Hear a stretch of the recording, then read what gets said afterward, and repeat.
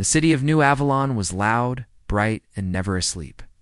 Hovercars flew between glass towers, and neon signs blinked in 100 languages. Dozens of alien species walked the streets, some tall and thin with glowing skin, others covered in fur or scales. For many, this place was a dream of peace after the long galactic wars. For Theo Ramirez, it was just another noisy shift. He worked as a maintenance engineer in Tower 61, a vertical jungle of apartments, shops, and landing pads. His job was fixing things others broke or ignored: air filters, broken lifts, buzzing lights, or jammed doors. Most days were quiet, sometimes lonely. His only company was a little service bot named Cleo and the quiet hum of tools in his backpack. Then, one rainy Tuesday, he met her. She lived in apartment 618, just across the hall from Theo's place. He didn't even know the unit was occupied. No sounds, no deliveries, not even power complaints. That day, her door wouldn't open. The ID panel had jellied. Theo was called to fix it. When he knocked politely and said maintenance, he expected silence. Instead, the door slid open slowly, and there she was, tall, elegant, not quite human. Her skin was soft silver, like starlight. Her eyes were deep violet, shaped like teardrops turned sideways. She had long dark hair with tiny glowing beads woven into it. She wore a long robe, blue with silver lines, and stood very still. "The panel's broken," Theo said, trying not to stare. "Just needs a quick rewire." She nodded once, said nothing, and stepped back. Theo worked quietly. The panel was fried from the inside. Someone had overridden it with old Kelthari tech. That explained her species. The Kelthari were known for being ancient, elegant, and distant. They came from a world of politics and poetry, not Earth's busy streets. "Should be fine now," Theo said. After 10 minutes, she gave a small bow. "Thank you." Her voice was calm, musical, but heavy with an accent. Her translator had a slight delay, like an echo. Theo waited to see if she would say more, but she just stood there, looking at him with an unreadable face. Then the door closed silently. Over the next week, Theo noticed her more.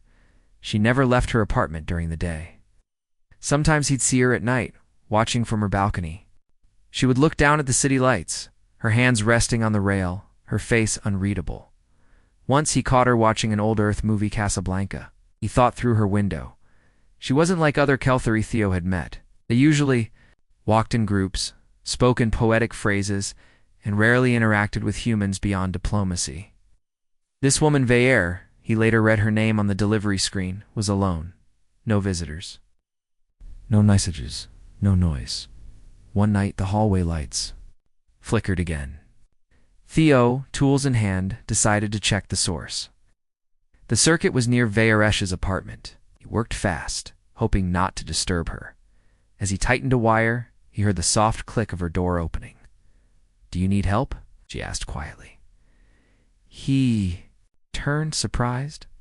"Oh, no, I'm all right. Just fixing the light." She nodded but didn't go back inside. "I saw you watching that old movie the other night," Theo said, not sure why he mentioned it. Classic Earth romance. Her eyes met his, curious. It was confusing. The man left the woman, but it was called love. Theo chuckled. "Yeah, love is weird like that." She tilted her head slightly. "Do you understand it?" "Sometimes, not always." She seemed to think deeply about that, then said, "I wish to understand." That night, she left a small box outside Theo's door. Inside were 3 old Earth romance books, all translated into Kelthari script. Pride and Prejudice, The Time Traveler's Wife, and her eyes were blue like dying stars. There was no note, just the books. Theo smiled. He knocked on her door to thank her, but she didn't answer. Days turned into weeks. A pattern began to form. Veeresh would leave small things for Theo: a cup of Kelthari tea, a folded poem in 2 languages. Once, a carved pendant, shaped like a human heart. Theo started doing things for her, fixing the flickering balcony, light, adjusting the air vent so her plants wouldn't dry out, bringing earth fruits she seemed to enjoy. They rarely spoke, but something grew between them, quiet, strange, and real. One evening, Theo returned from work to find his apartment filled with soft music. Confused, he followed the sound to the hallway. Varesh stood at his door, placing an old earth speaker. On the floor, she turned as he arrived. It plays what you hum when you walk. I recreated it. Theo blinked. You built this, I observed. I learned you like music. It makes you ... softer, happier.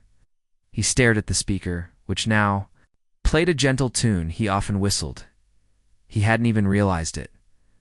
Varesh, he said slowly, why are you doing all this? She looked down. I do not know the correct answer. Try the wrong one. She hesitated, then said, you are kind. You look at me like I exist. Theo's chest tightened. Of course you exist. Most do not see me, she said. Not truly. That night, he found a ring box outside his door. Inside it was not a ring, but 6 smooth pebbles, polished and arranged in a circle. A Kelthari symbol. Theo searched it online. It meant intent of bonding. He sat in silence. For an hour after that, she couldn't be serious, right? The Kelthari were complex. Their customs were half poetry, half law. Still something in her gifts, her words, her actions, they weren't random. Was she planning to marry him? He had no answer. But when he looked out across the hallway and saw her sitting alone in the dark, tracing circles with her fingers, he felt something stir in his chest. Not confusion, not fear, but something like a beginning. The next morning, Theo sat at his small kitchen table, staring at the smooth stones inside the ring box. 6 pebbles polished, carefully chosen. Kelthari did not do anything without meaning. Every gesture was a sentence. Every object a message. Theo had looked it up again, just to be sure. Intent of bonding. A symbolic proposal. But why him? He was just a maintenance worker, an average guy with no big story, and Varesh was elegant, smart, and mysterious. She could have spoken to diplomats, artists, scientists. But she chose him? Theo shook his head, stood up, and got ready. For work, he didn't have time to think about interspecies romance signals. Still, as he walked out the door, he paused for a second just in case she opened hers. She didn't, but he knew she was awake at work. Theo couldn't focus. He kept hearing her voice in his head. You are kind. You look at me like I exist. That sentence stayed with him like a song stuck on repeat. His coworker Raj noticed his quiet mood. Everything okay, Theo? You look like you've seen a ghost? Theo smiled weakly. Not a ghost. Maybe an alien proposal. Raj blinked. You serious? Theo shrugged. Sort of. It's complicated. You mean one of the real aliens? Yes. Raj leaned forward, lowering his voice. Is she tall, silver, and beautiful? Theo raised an eyebrow. How did you? Dude, I live on floor 7. I've seen her. She floats when she walks. She doesn't float, Raj. She just walks really smoothly. Raj grinned. Still, that's wild, man. So what did she say? Not much. She mostly gives things, quiet things. Sounds like she's into you. I think she's planning to marry me. Raj's eyes went wide. Dude, Yeah, when Theo returned home that evening, something was different. A small envelope was attached. To his door? Inside was a folded piece of paper written in a mix of English and Kelthari. It read, You fixed the broken lights. You fixed the broken air. But did you fix the lonely space I leave bare? I am learning your songs, your steps, your gaze. By building a future or walking through haze. Below that, she had written one line in perfect English. Is your silence because of fear or choice? Theo stood frozen in the hallway, the paper shaking slightly in his hands. She was waiting for an answer. That night, Theo didn't sleep. He sat on his bed thinking about every small thing Varesh had done since they met. Every gift, every word, every look. She hadn't just been curious. She had been studying him. Not like a scientist. More like someone learning a language without. A teacher, slowly, patiently, with feeling, and he realized something important. She didn't know how to ask directly. She came from a world where feelings were hidden behind formality and ritual, where emotion was dangerous, where love, real love, was almost a rebellion. She wasn't playing with him. She was risking herself. The next day, Theo knocked on her door for the first time since the ring box. It opened slowly. Vieresh stood there, dressed in a simple white robe. Her eyes searched his face like she was trying to read a map. "I got your poem," Theo said quietly. It was beautiful. She said nothing, but her eyes brightened just a little. "I've been thinking a lot," he continued. "About you. About us." She tilted her head. "You are angry?" "No, just confused." "Why me?" "You saw me," she said softly. "Before I gave you anything, you spoke without fear. You stayed kind." "That doesn't mean I'm ready for something big." "Bonding does not mean possession," she replied. "It means choosing, with no force, no chain." Theo stepped inside. The apartment was warm and filled with soft lights. Kelthari symbols glowed on the walls, and strange plants shimmered in small pots. Everything was quiet, calm, peaceful. "Do you want to bond with me?" he asked. She didn't answer right away. Then she whispered, "I want to understand humanity. You are my path." He blinked. "So this is ... a study?" "No, a journey." She turned and picked up a small glass tablet from the table. On it was a form in both languages, Kelthari and Earth English. A legal petition. It was half-dash filled. At the top, it read, "Request for cross-species marriage recognition under Treaty 14G. Article 19B. Theo took a step back. "You already started the paperwork." "I hoped you would say yes," she admitted. "But if you said no, I would never submit it." He laughed once, nervously. "Vieresh. This is big, huge." She lowered her head. "Yes, but it is my only way to remain free." Theo's breath caught. "Free." She looked up again, her voice trembling. "My people want me back. I am the last of a diplomatic line. They plan to marry me to a political figure. Contract. No voice, no choice. And if you marry a human, under treaty law, I cannot be taken or forced. Earth law protects personal choice." Theo felt the weight of her words settle on his shoulders. This wasn't just about love. It was about survival, freedom.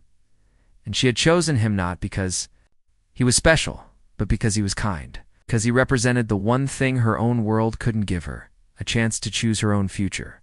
For the next week, Theo and Vieresh began to spend more time together. They walked through the lower markets, where alien street food and earth noodles mixed.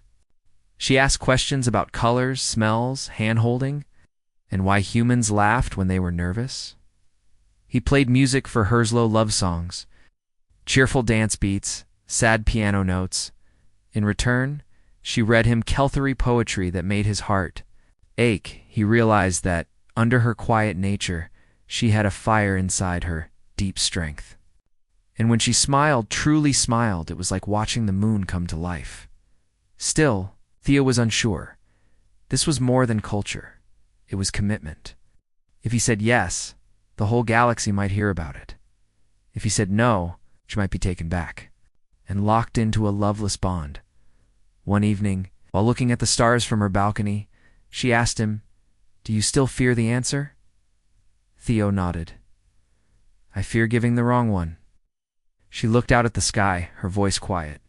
"I will go soon. The Kelthari will arrive to retrieve me. When 7 Earth days." Theo looked at her, really looked. He didn't see an alien anymore. Saw Vieresh, someone brave, kind, and deeply alone, one who had come to Earth to find not just safety, but a new way to live. Someone who trusted him more than anyone. And in that moment, his fear began to fade. Not because he was sure of everything, but because she had already made a bigger leap than he ever had. For 3 days, Theo felt like the city had slowed down. The air still buzzed with hovercars. The streets still glowed with neon signs, and the noise of the megatowers never stopped but inside his heart. Something was changing. Every moment with Vieresh felt more real, more important. Yet the countdown hung over him like a shadow. 4 days left until the Kelthari arrived. Varesh didn't say much about them. She only said this: "They will try to be kind, but kindness is not freedom." Theo couldn't forget those words. On the 4th day, Varesh showed him something strange. She had built a small hologram projector in her apartment. When activated, it displayed a glowing Sina-wide field of violet grass under 3 moons. Ow. Tall white trees swayed in the wind, and birds with crystal feathers flew across the sky. "This is my home," she said softly, or it was. Theo watched in silence. "It looks beautiful. It is dying," she said. "Our oceans have become toxic. Our birth rates fall every cycle. We're not many. That is why arranged pairings are forced now." Theo turned toward her. "And they expect you to go back and marry someone, to save your people." She nodded. "To combine bloodlines, to create strength, even if love is not there." Ash. "And if you say no?" "I am not allowed to say no." Theo ran a hand through his hair. "That's why the treaty matters. If you bond with someone from Earth—" "I cannot be taken," she finished. "Earth law is stronger here. My family knows this. They will not break your rules, but they will pressure. They will talk. They will say I was confused, weak, or manipulated. And what do you say?" "I say I made my first free choice." She turned to look at him, her eyes soft. "You." Later that night, Theo sat alone in his apartment staring at the ceiling. He wasn't sleeping well. His thoughts kept running in circles. Every time he imagined saying yes, he felt a strange warmth but also fear. What would people think? What would happen to her if this became public? Could he protect her? Could he love her the way she deserved? He wasn't sure. Then, as he sat there, a loud alert beeped from the building terminal. "Incoming diplomatic vessel. Kelthari origin expected. Arrival, 16 hours. Theo's heart skipped. They were coming the next day. Everything changed. The Kelthari envoy arrived. In a glowing white ship that hovered like a feather above Tower 61. It didn't land, it simply floated in silence, humming softly.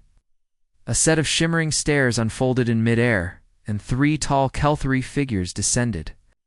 Their robes flowed like water, and their faces were marked with glowing blue lines. The building's security, government agents, and local media rushed to the scene. Theo watched from the balcony with Varesh. "They will not hurt me," she said calmly. "But they will try to make me doubt myself." Theo nodded. "What should I do?" "Stay yourself." The meeting was private, but word spread fast. The Kelthari diplomats met with Earth officials in a sky lounge above the tower. Varesh was summoned. There she left without fear, wearing a simple silver dress and the heart-shaped pendant Theo had given her. She returned 2 hours later, silent and pale. Theo met her in the hallway. "What happened?" he asked. "They gave me one last offer," she said. "Return home now, and they will honor me. Give up the petition, and I will not be marked as fallen. And if you refuse, they will say, 'I am broken.'" Her hands shook slightly. Theo took them gently. "You're not broken. You're brave." Varesh didn't speak, just leaned her forehead against his, Kelthari style, and closed her eyes. The next morning, everything exploded. News channels all over Earth and several off-world ones picked up the story. Alien heiress chooses. Earth mechanic over royal match Kelthari. Defector files for interspecies marriage love. Or political move. Humans react to galactic romance. Theo's face was everywhere. So was Varesh's. Some people supported them. Others mocked. A few said it was fake. A trick. Or worse, an attack on Kelthari tradition. Theo tried to stay calm, but the pressure grew fast. Strangers messaged him. Journalists waited outside the tower. Security bots were posted near his apartment. And yet, through all the noise, Varesh remained calm. Like a storm had come, and she stood in the middle. Untouched that evening, she made a decision. "We must speak publicly," she told Theo. "Are you sure? They cannot silence words spoken in front of millions?" Theo didn't like the idea, but he trusted her. The next day, they stood together on a balcony overlooking the city. Media drones floated nearby. Thousands watched live. More tuned in from every colony. Veyresh stepped forward. Her voice was quiet at first, then stronger. I am Veyresh, daughter of the fifth line, born of the Kelthari moon house. I was raised to serve, not speak. I was trained to obey, not choose. But on Earth, I saw something different. I saw kindness without reward. I saw loyalty without pressure. I saw a human who looked at me not as duty, but as someone to know. She turned to Theo and smiled softly. I do not ask for your approval. I only ask for my right to choose love like a human. The crowd watching from the streets below cheered. On every screen, her speech was replayed. The Kelthari diplomats said nothing publicly, but behind the scenes, the pressure disappeared. Earth had spoken, and they had spoken for her, back in the apartment. Theo sat beside her. You were amazing, he said. She looked tired but happy. Do you think they believed me? I think they saw the truth. The truth scares them. Veyresh looked down. Now, it is your choice. Theo took a deep breath. I'm not a hero. I'm not rich or famous. I don't know what the future looks like, but I know what I want. He reached into his drawer and pulled out the ring box, the one with the 6 smooth stones. I accept your bond. Let's do this the right way. Veyresh's eyes filled with light. Her smile was small, but it carried the weight of stars. That night under a quiet sky, Theo and Veyresh walked to the embassy building to submit the final petition. As they entered the great hall, people bowed their heads not in duty, but in respect. Not because of who Veyresh was by blood, but because of what she had chosen. And beside her, holding her hand, was the man she had trusted with everything. A human, an equal. The morning sun spilled through the glass windows of the embassy's grand hall, casting long shadows on the polished floors. Theo's heart beat like a drum in his chest. Today was the day they would officially submit their petition for cross-species marriage recognition. He glanced at Veyresh, standing beside him. Her silver skin shimmered softly in the light, and her violet eyes were calm but determined. She looked nothing like a scared alien forced into a political role. Instead, she was strong and fiercely free. Ready? Theo whispered. Veyresh nodded, her lips curving in a small smile. Together, they stepped forward to the front of the room, where an official Kelthari representative awaited them. The man was tall and imposing, his blue robes flowing like water. His face was unreadable, but his eyes flickered with a mixture of respect and caution. This petition, the man began, in a voice both smooth and formal, is unprecedented. We must review every aspect carefully. Theo swallowed, but said nothing. He knew the Kelthari took tradition seriously. Their laws and customs were old, shaped by centuries of honor and duty. But the modern world was changing, and so were they. Veyresh stepped forward, her voice clear. I am here to choose my own path, she said simply. This union is not a rejection of my people, but an embrace of my freedom. The official nodded slowly. Very well, the hearing will take place in 7 days. Until then, you may live freely, but expect scrutiny. Theo squeezed Veyresh's hand gently. 7 days isn't much time. No, she agreed, but it is enough. Those 7 days passed like a whirlwind. News about their petition dominated the media. Some celebrated them as symbols of progress and hope. Others warned of political fallout and cultural clashes. Theo found himself facing strangers who stared, whispered, or asked questions he wasn't ready to answer. Yet through it all, Veyresh remained his quiet anchor. Every evening, they sat on her balcony and talked about their futures, about human customs and Kelthari traditions, about fear and courage, about the loneliness they both felt before they met. One night, Veyresh surprised Theo by pulling out a delicate necklace, a gift she had made herself. It is called the Thread of Truth, she explained. It represents honesty and trust in Kelthari culture. I want you to wear it. Theo accepted it with a smile. I'll wear it proudly. But not everyone was happy. The Kelthari diplomats began to send subtle warnings, quiet messages, delivered through the embassy's network, offers to meet, offers to reconsider. One evening, Theo found a message waiting on his cum device. There is still time to back away. Think carefully of what you are risking. Theo showed it to Varesh. She looked at the message, then at him. They want me to return. Alone, without you. Theo's jaw clenched. We won't let that happen. No, she said softly. We must stand together. As the hearing day approached, the pressure grew, security increased. Porters camped outside their apartments. Theo's simple life felt like it was slipping away. But the moment they stepped into the grand hall for the hearing, everything changed. The room was filled with Kelthari elders, diplomats, and representatives from Earth's government. The air was thick with anticipation. Varesh and Theo stood side by side before the council. The eldest elder spoke first, Varesh of the Moon House. You seek to bond with a human. This is the first such petition in our history. Why do you choose this path? Varesh answered steadily. Because I choose freedom. Because I choose love. She turned to Theo, and because he has shown me the kindness my people denied. The council members whispered among themselves. Then the eldest elder raised his hand for silence.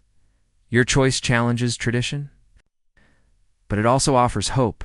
We will deliberate and deliver our decision soon. Theo and Varesh bowed respectfully. Outside, the city waited. Days passed as the council debated. Finally, the message came. Petition approved. Relief flooded them both. That night, Theo and Varesh celebrated quietly on her balcony. Looking out over the city's lights, we did it, Theo said softly. Yes, Varesh smiled. Together. She reached out and took his hand. For the first time, I feel truly free. The news spread across the world like fire. First human Kelthari union approved by Inner-World Council. Freedom over tradition, Varesh and Theo make history. Some people cheered. Some still doubted. But no one could ignore it anymore. Change had come inside a small apartment on the 49th floor of Tower 61. The couple who had started it all stood silently. Watching the news play on the screen, Varesh turned it off with a soft motion. Everything is different now, she said. Theo nodded. Yeah, it is. The silence between them was comfortable, like the kind shared between people who had already said the important things. There were no more decisions to make. No more running. No more hiding. The world had made space for them now. It was time to live. The wedding was not traditional. There were no temples or royal halls. No glowing Kelthari moons or ancient songs sung in a cold language. Instead, it was held on the roof of their building under Earth's orange sunset. A simple platform, a few chairs, close friends, some curious officials. A single drone camera broadcasting at 2 billions. Varesh wore a soft white robe with silver markings of her home planet. Theo wore a clean black jacket, his old work boots still on his feet. When the ceremony began, no one expected the vows to be so simple. Varesh placed her hands over Theo's and looked into his eyes. I found my freedom in your presence. I found my voice in your silence. And I give you my trust, not as a gift, but as a promise I will keep. Then Theo spoke. I didn't know I was waiting for you. Until I met you, you didn't ask for saving. You asked to be seen. I see you, and I always will.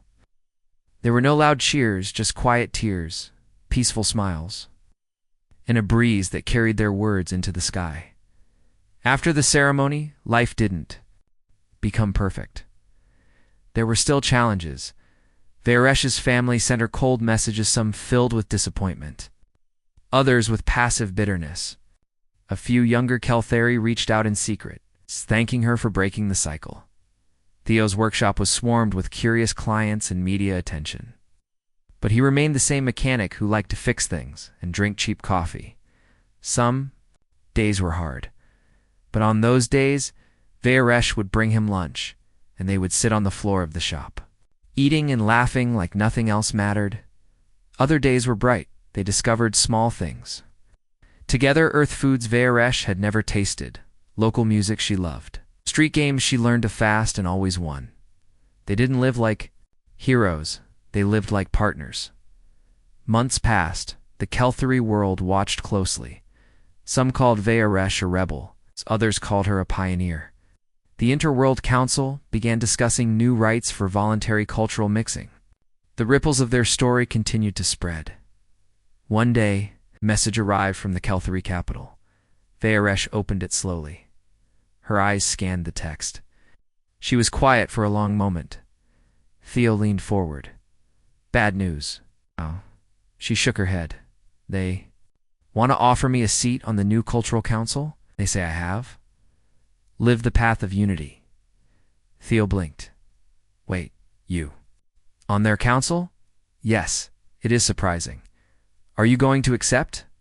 Viewership looked outside the window, toward the wide city horizon. I think I should. She turned to Theo. But only if you come with me. 6 weeks later, they moved to a Kelthari Earth embassy located in a coastal district. It was quiet, filled with gardens, reflective pools, and open sky domes. A place where diplomacy met peace. Viewership began attending council sessions. She spoke with calm power, her words careful, her tone respectful, but firm. She never asked for special treatment, only for fairness. For choice, Theo opened a small repair shop near the embassy, fixing diplomatic vehicles, robotic pets, and Wanza. Kelthari hover harp. He was popular for being honest and kind. And because he didn't treat aliens like they were made of glass. One night, they walked together under the moonlight, surrounded by alien flowers Viewership had planted in the embassy garden. Theo looked up. It's funny. We started all this just by listening to each other. Viewership smiled. That is how all important stories begin, with ears, not mouths. He laughed. You're wiser than me. I'm just older, Theo chuckled. You're not that much older. She gave him a teasing look. We age slower, remember? Oh, right. That means I'll get old first. I'll take care of you, she said softly, and I'll annoy you every day until then. They both laughed, then stood in silence side by side. The garden glowed with soft blue light. The wind carried distant music, and the stars above all were watching. In time, other Kelthari visited Earth and stayed longer. Some chose new paths. Some still followed tradition, but Viewership and Theo had made space for a choice that never existed before. Years passed. Viewership was no longer called the loneliest alien woman in the city. She became known as the voice of two worlds. Theo remained. The man who had once fixed ships and hearts with equal care, and every night, in a small room at the back of their home, a glowing hologram of violet fields, 3 moons still played quietly. The home she had left behind, but not forgotten, because home was not a place anymore. It was a person, and she had found him.